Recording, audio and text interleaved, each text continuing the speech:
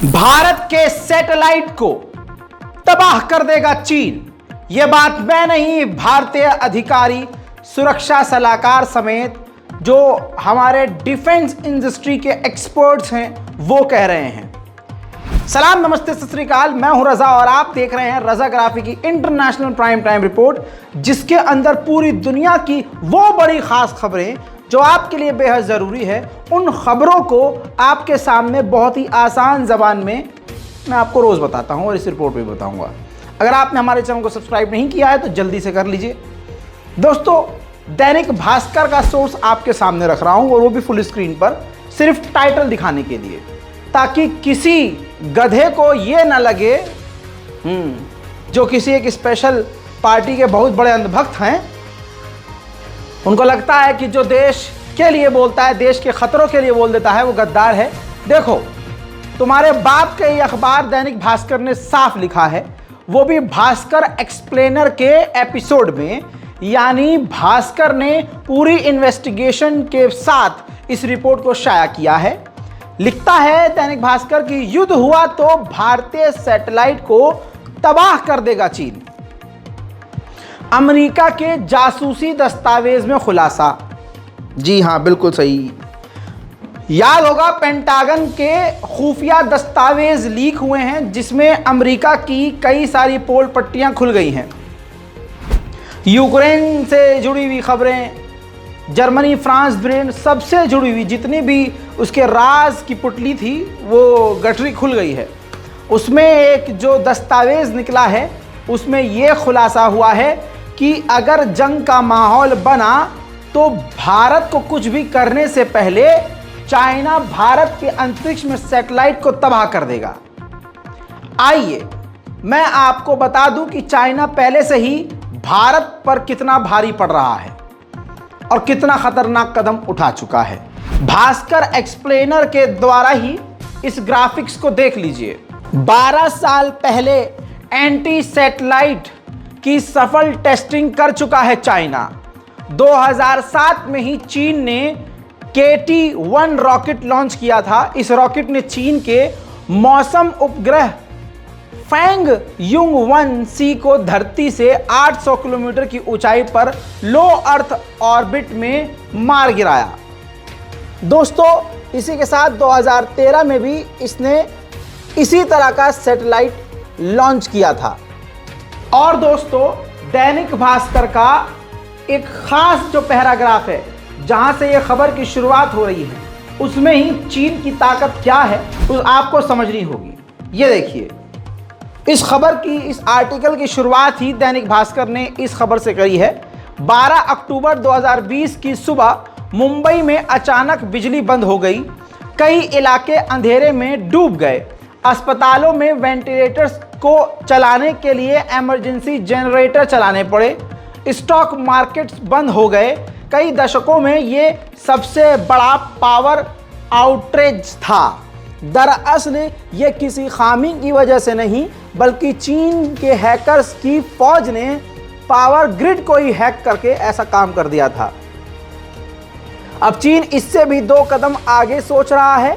चीन युद्ध के दौरान भारत जैसे दुश्मनों की सैटेलाइट को सीज करके तबाह करने की टेक्नोलॉजी पर काम कर रहा है। अमेरिका के लीक इंटेलिजेंस डॉक्यूमेंट में खुलासा हुआ है। इधर भारत में कुछ लोग गू को खाने के लायक बताते हैं, पेशाब को पीकर मगन मुग्ध रहने को कहते हैं, और उधर चाइना हमारे खिलाफ कितना आगे बढ़ चुका है खुद देखिए। इतना ही नहीं, चाइना इतना आगे है कि वो ज़मीन से आसमान में ऐसी टेक्नोलॉजी का इस्तेमाल करके हमला करता है, ऐसे रॉकेट फायर करता है जिससे ना चाहते हुए भी वो बेमौसम बरसात कर सकता है। ये चाइना की बहुत छोटी सी टेक्नोलॉजी बता रहा हूँ। अब चाइना ऐसी टेक्नोलॉजी पर काम कर चुका है और लगभग काम पूरा हो चुका है, जिसके ज़रिए वो किसी भी सैटेलाइट को जाम कर सकता है। हमारी भारतीय फौज हो या किसी और देश की फौज हो, वो सैटेलाइट की मदद से सारी जंग पर नज़र रखती है, दूसरे देश की हरकतों पर नज़र रखती है। ऐसे में जंग के दौरान भारत की अगर सैटेलाइट चीन ख़त्म कर देगा तो आप समझ सकते हैं कि फिर हाल क्या होगा। भारतीय एक्सपर्ट इसको मान चुके हैं। दैनिक भास्कर में ये प्रूफ आप दिखा चुका हूं आपकी स्क्रीन पर। अब ये दूसरा ग्राफिक्स देखिए, भारत भी इस टेक्नोलॉजी पर काम कर रहा है। मिशन शक्ति उसी का नाम है। 2019 में 27 मार्च को लॉन्च किया था मिशन शक्ति, जिसे DRDO ने लॉन्च किया था। एक खुद की हमारी एंटी सैटेलाइट मिसाइल है जो किसी भी क्षेत्र में अंतरिक्ष में जाकर किसी भी सैटेलाइट को तबाह करने में सक्षम है। बस इतनी ही इसके बारे में जानकारी है। अब देखना यह है कि क्या ये युद्ध के वक्त काम आएगी, लेकिन दुआ यही है कि युद्ध का मौका ना आए तो ज़्यादा बेहतर है। वहीं दोस्तों, अब चाइना की ही हरकत समझने की कोशिश कीजिए। चीन के हब्बनटोटा पोर्ट को जिसने डिज़ाइन किया चीन की कंपनी ने, तो उसी कंपनी ने कोलंबो पे मौजूद जो पोर्ट हैं उसको डिज़ाइन करने की, विकसित करने की, अपग्रेड करने की सुपारी ले ली है, यानी डील कर ली है।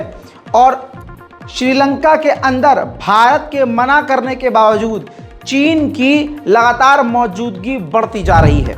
वहीं अमेरिका ने खुलासा किया है एक सैटेलाइट इमेज जारी करके कि चीन ने रेगिस्तान में एक ऐसा बेस बनाया हुआ है जहां से वो जासूसी गुब्बारों को छोड़ता है। ये है वो सैटेलाइट इमेज। पतला सा आपको जो रोड नज़र आ रहा है, ये आप समझ लीजिए रनवे की तरह है, किसी छोटे से एयरपोर्ट की तरह नज़र आ रहा है। दूसरी तस्वीर में आप देखिए, ये जो नीला बॉक्स नज़र आ रहा है, इसके अंदर वो गुब्बारे होते हैं जिसको चाइना बाहर निकालता है इस रेगिस्तानी इलाके में और फिर यहाँ से लॉन्च किया जाता है।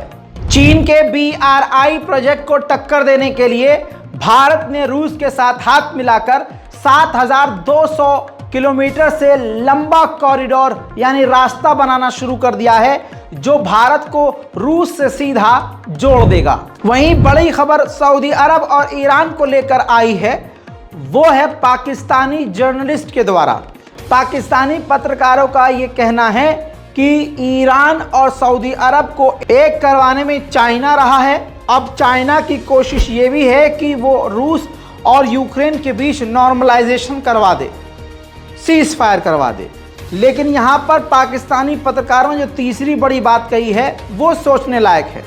पाकिस्तानी पत्रकारों के द्वारा ये भी बताया गया है कि आने वाले वक्त में यही चाइना भारत और पाकिस्तान के बीच नॉर्मलाइजेशन करवाकर स्टेबिलिटी को पैदा कर देगा, यानी जो टकराव की स्थिति है भारत और पाकिस्तान के बीच चाइना खत्म करवा सकता है। दोस्तों, भारत के बहुसंख्यक समाज के मोदी और मोदी को भगवान मानने वाले अंधभक्त लगातार अमेरिका और इजराइल की गुलामी करने वाले हरकतों को दिखाते रहते हैं। वहीं आपको बता दूं कि नाजायज़ बाप इनका जो अमेरिका है वो खुद भारत की ही जासूसी करवा रहा है। ऐसा कैसे हो सकता है कि वो अमेरिका भारत को अपना दोस्त कहे और दोस्त की जासूसी भी करवाए? बहुत बढ़िया भाई। खबर यह है कि 22 फरवरी को भारत के NSA अजीत डोवाल ने रूस के NSA से मुलाकात करी थी और दोनों देशों के बीच में कई तरह की डील हुई थी, जिसमें भारत ने कहा था कि हम रूस का हम हर प्लेटफॉर्म पर समर्थन करेंगे और G20 की मीटिंग में यूक्रेन का मुद्दा हम उठने नहीं देंगे। और ये जो रूस और भारत के बीच जो बातचीत हुई थी वो पूरी लीक हो गई और एक एक जुमले लीक हुए, जिसके बाद यूरोप के मीडिया से लेकर मिडिल ईस्ट के मीडिया तक ये बात साफ हो गई है और यही बात चल रही है कि अमेरिका ने भारत की भी जासूसी करवाई है। उधर चाइना के एक केमिकल प्लांट में बड़ा धमाका हुआ, जिस धमाके में 5 लोगों की मौत हो गई है और दर्जनों घायल हैं।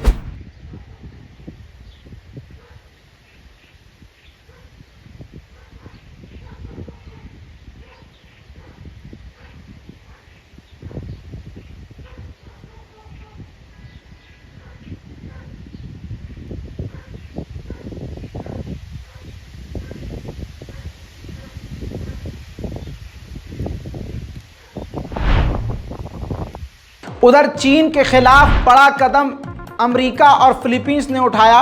फिलीपींस और बाइडन के बीच बात हुई है। फिलीपींस के राष्ट्रपति और बाइडन यानी अमेरिका के राष्ट्रपति ने फोन पर बातचीत करके मिलिट्री सपोर्ट का ऐलान कर दिया है। एक दूसरे के साथ मिलिट्री और हथियारों की मदद को भी साझा करेंगे चीन के खिलाफ। वहीं लेबर डे के मौके पर ग्रीस में तमाम लेबर्स ने जमकर प्रदर्शन किया है। ग्रीस वो देश है जो यूक्रेन की अंधी मदद कर रहा है, लेकिन ग्रीस जैसे देश में भी अब बेरोजगारी और महंगाई बढ़ती जा रही है।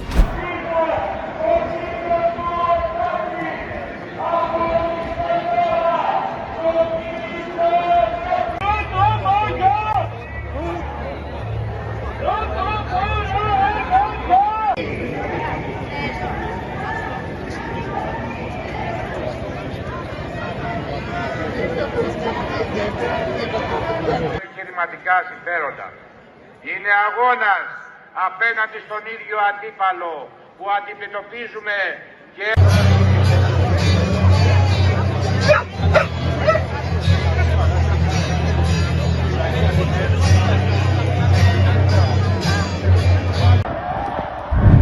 ले चलो आपको सूडान। तो सूडान की एयरफोर्स रैपिड एक्शन फोर्स पर हमला कर रही है। एक ही देश की सेना दूसरे सैनिकों की टुकड़ी पर इस तरह से हमले कर रही है।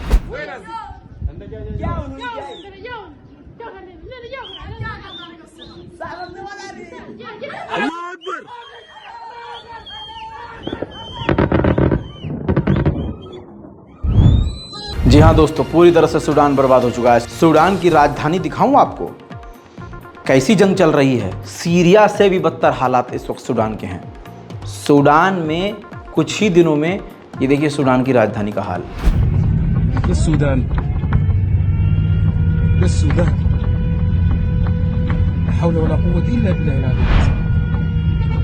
मेरे दोस्तों, ये थी दुनिया भर की कुछ बड़ी बड़ी खबरें। इसी तरह से हर रिपोर्ट, दुनिया की हर बड़ी खबर जानने के लिए, वो भी एक ही वीडियो के अंदर, हमारे चैनल को सब्सक्राइब करें। मैं हूं रज़ा और आप देख रहे हैं रज़ाग्राफी। जय हिंद।